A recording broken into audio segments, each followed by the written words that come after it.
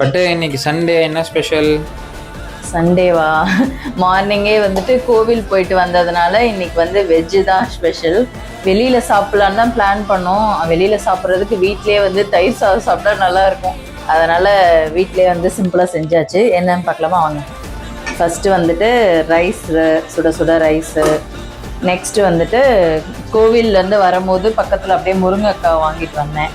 முருங்கைக்காய் தொக்கு வச்சாச்சு. ரைஸ்க்கும் பிசைஞ்சு சாப்பிட்லாம், சைட் டிஷ்ஷாகவும் சாப்பிட்லாம்.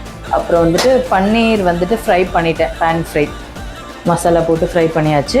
நம்ம ரைஸ்க்கு வந்துட்டு கேர்டு வந்துட்டு தாளித்து எடுத்தாச்சு. இதுதான் ரைஸ்க்கு, வெயிலுக்கு ஜில்லுன்னு சாப்பிட போகிறோம். அப்புறம் வந்துட்டு கொஞ்சம் நாகப்பழம் வாங்கிட்டு வந்தோம் பக்கத்தில். இதுதான் நம்ம வீட்டில் இன்னைக்கு லஞ்சு.